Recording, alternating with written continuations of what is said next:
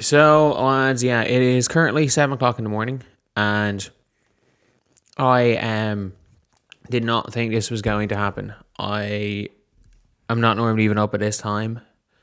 I'm literally only up at this time because I got woke up to be moved um, in the middle of nowhere.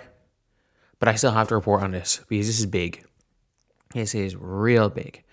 And it is the Kelsey Plum trade to... I don't think anyone thought the Phoenix Mercury were going to be in for Kelsey Plum. That being said, it was random when the Phoenix Mercury got Alyssa Thomas last year. This shouldn't be a surprise if you know anything about who their owner is. But look, it is what it is. Before we get on to anything, though, if you guys are new to the channel, subscribe. We are trying to get to 61.15k by the end of the day. We're chipping away. We're trying to get to 70 by the end of the season if we could somehow do that. Well, within this year. We have Kelsey Plum being traded for Monica Cole-McCanny, a 2027 first round pick and a 2028 second round pick. So you basically look. I think a Monica Cole-McCanny is the equivalent of a first. So you basically got 2 firsts and a second for Kelsey Plum, and you fleeced the Phoenix Mercury. You absolutely fleeced Mercury. No question about that. This is an A+ trade. Now I'll grade the trade in a video as well. But in my opinion, the Sparks fleeced the Phoenix Mercury. This is the best trade the Sparks have made in a long time. Monique Okolo-McCanny is a 25-year-old point guard on a team-friendly contract for 2 more years, who is one of the best 3 defensive point guards in the league and can shoot the ball. The 2027 first-round pick is a lottery pick because, no, Phoenix are not making it out of the lottery. And Kelsey Plum is probably going to leave at the end of the year. So let's take a look at what people are saying about this. Because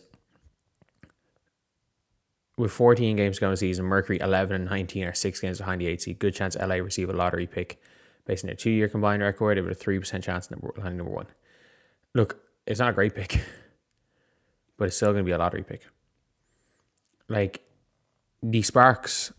Mercury are the 12th seed. They are the 12th seed. They're behind the Chicago Sky. They are 6 games off 8. They are pretty much closer or further away from making the playoffs than New York Liberty, who are supposedly in free fall, are from the 1 seed. Let's just say hypothetically, Phoenix, the rest of the year. Kelsey Plum has been injured. She's not going to be fully healthy for at least 4 more games. So let's just say for the rest of the year, the Phoenix Mercury go... So what do they have left? They have 15 games left. They played 30 yet. Sorry, 14 games. They have 14 games. If they go 9... Say they go 10-4. They are 21 and 23. They're not making the playoffs. And that's if they go 10-4. This is a 11 and 19 team if they go 10-4. And do you know who's probably not going to come back? Yeah, Kelsey Plum. She's probably not coming back. It makes sense so we didn't hit today. Plum and Phoenix. Sparks fleeced if Kelsey doesn't sign back to Mercury. And now it says 2 a.m. in the morning. It's crazy. 7 a.m. where I am. And it's just this is the one time in my life that I'm awake, and I literally got woke up to be moved out of the room I was in. Because massive family, not that big a house.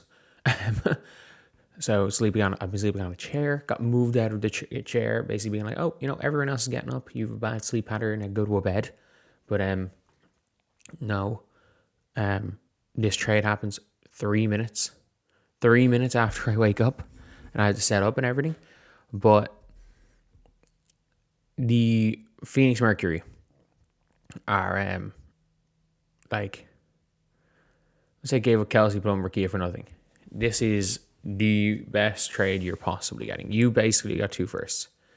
Monique Kamikani's trade value is a first. If you want to flip Monique Kamikani for, and it's a lottery first, you have 2 shots at Juju. You have basically bumped up your Juju chances to like 10% or something. So like, let's just say they're going to be bad. I think you see what Tankathon does for the LA Sparks right now. Like, how far are the Sparks off getting into the even, for their pick, getting a 10% chance at Juju? So LA right now have a 7.5% chance at Juju. They're quite far, because Toronto and Portland are in free fall. They're quite far off getting down into that. So like, if you're the Sparks, like, you probably have to win 11 games on the season. Like, if you win more than 11 games a season, you're probably staying there, because Seattle are going to be bad. Realistically, you want to lose as much as possible. But let's just say Toronto or Portland, one of those 2 teams starts winning. And like, Toronto goes and, I don't know, gets up into that 4.5% chance. Because one of those 2 teams start winning, you're in a better spot.